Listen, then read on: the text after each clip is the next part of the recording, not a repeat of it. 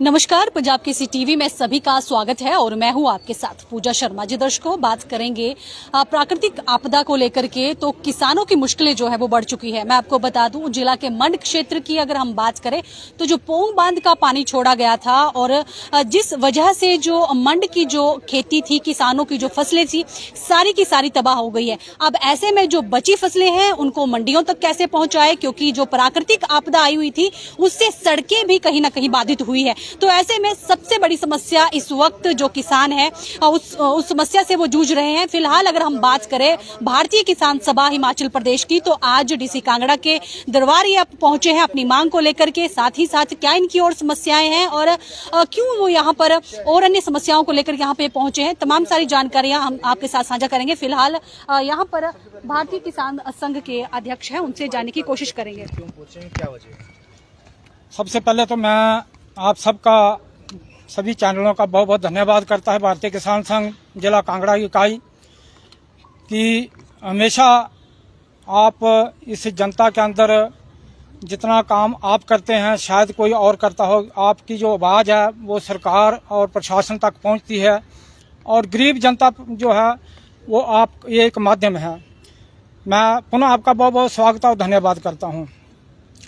जैसे कि हम आप सभी जानते हैं कि पिछले 2 महीनों में पूरे हिमाचल प्रदेश के अंदर जो आपदा आई है, जो त्रासदी हुई है, चाहे वो बादल फटे हैं, चाहे भयंकर पानी की बहाव से, चाहे डैम इतने हमारे ओवरफ्लो हो गए कि उनका पानी छोड़ा गया और उससे जो हमारे पूरे प्रदेश के अंदर और जिला कांगड़ा के अंदर, जिला कांगड़ा के यदि हम जिला कांगड़ा की बात करें तो कोई ब्लॉक, कोई खंड ऐसा नहीं है हमारा जहाँ पर ये त्रासदी है, जहाँ ये जो आपदा है नहीं आई हो। चाहे वो सड़कें गई हैं, चाहे वो पुल गए हैं, चाहे वो सरकार की संपत्ति का नुकसान पहुंचाया था, चाहे वो हमारे किसानों का सबसे बड़ा नुकसान, हमारे जो किसान इतनी मेहनत करता खेत के अंदर बड़ी मुश्किल से उन्होंने अपना घर कैसे न कैसे करके बनाया होता है, वो भी घर बेघर हो गए।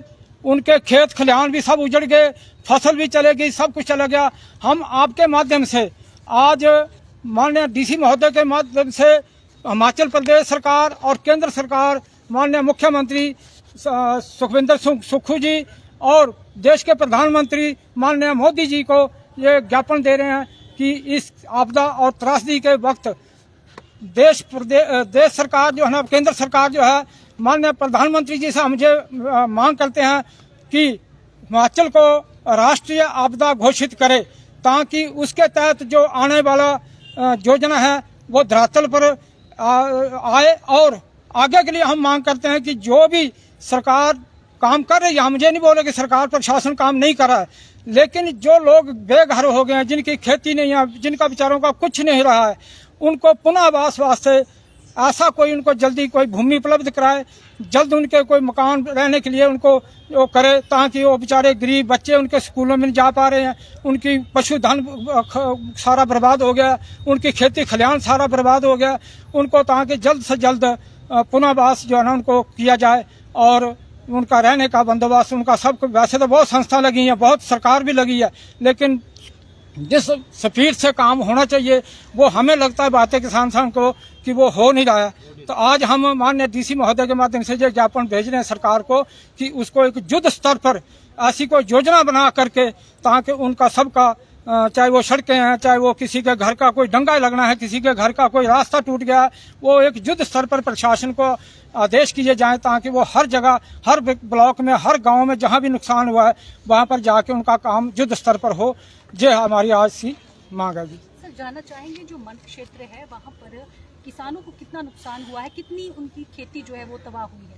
मैडम, जैसे आप मंड क्षेत्र का नाम लेते हैं तो मैं भी निचले क्षेत्र से ही हूँ, नूरपुर के क्षेत्र से हूँ। मैं वहाँ का नाम लेते ही मेरे शरीर में रोंगटे खड़े होते हैं, क्योंकि भारतीय किसान संघ की हमारी वहाँ की इकाई, और मैं खुद वहाँ पर गया था, वहाँ पर देख करके बहुत बुरा हाल है, रोना आता है देख करके, जब उनकी महलों से उन बच्चों को उनके घर उजड़ गए, बिल्कुल पानी में अभी भी डूबे हुए हैं। इसीलिए हम ये सारा प्रदेश, हमारे प्रदेश और अखिल भारतीय स्तर पर भारतीय किसान संघ ने यह निर्णय लिया कि प्रशासन को जिला हेडक्वार्टर के माध्यम से ये सरकार को पुनः अपनी तरफ से हमारी पूरी टीमें जो है ना पूरे प्रदेश के अंदर युद्ध स्तर पर इस त्रासदी में खुद घूमे हैं। तो मंड क्षेत्र में बहुत भारी नुकसान हुआ है।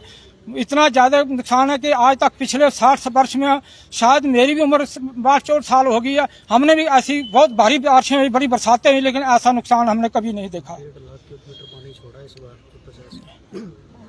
सर जानना चाहेंगे कितना पानी जो है वो अभी तक छोड़ा गया है?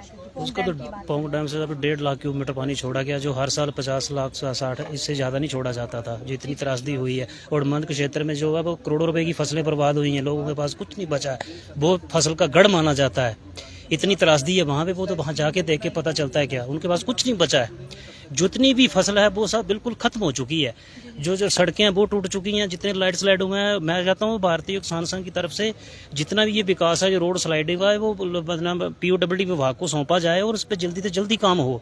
सड़कें टूटी हुई हैं, रोड बंद हैं, यहाँ पे जो मकान है, जैसे रोड के साइड जो मकान है वहाँ भी लाइट स्लाइड हो रहे हैं, वो 3 बार हो चुके हैं, 4 बार। पिछले 10 साल से ये हो रहा है धीरे धीरे, लेकिन आने वाले टाइम में स्थिति इससे भी ज़्यादा गंभीर होने वाली है।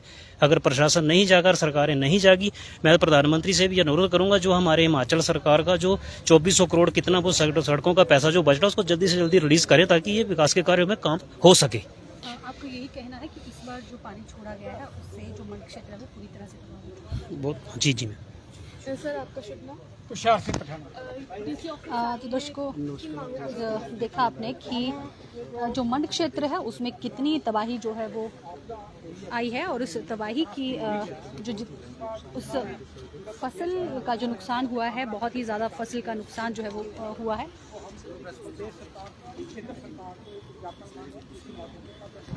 तो दर्शकों, देखा कि इन्होंने ये भी कहा है कि जो ये बरसात इस बार इन्होंने यहाँ पर देखी है, इस बार की जो ये बरसात थी वाकई ही भयंकर थी और डरा देने वाली है, क्योंकि मंड क्षेत्र की बात करें तो पोंग डैम से बहुत अधिक पानी जो है वो छोड़ा गया है, जिसकी वजह से आज भी घर उस पानी में है, और फसलें और सड़कों की अगर हम बात करें तो पूरी तरह से तबाह जो है वो हो चुकी है। फिलहाल अगर हम बात करें मंड क्षेत्र के किसानों की, तो यहाँ के लोग केवल कृषि पर ही निर्धारित जो है वो रहते हैं। अब ऐसे में इनकी यही मांग है कि सरकार, जिला प्रशासन जो है वो राष्ट्रीय आपदा जो है वो जो ये प्राकृतिक आपदा इस बार आई है उसे घोषित करे, और साथ ही साथ मुआवजा देने की किसानों को जो घोषणा बात इन्होंने की है वो सरकार उसे माने। फिलहाल इस लाइव स्ट्रीम में इतना ही, मुझे दें इजाजत, किसी और लाइव में आपके साथ मिलना होगा। नमस्कार।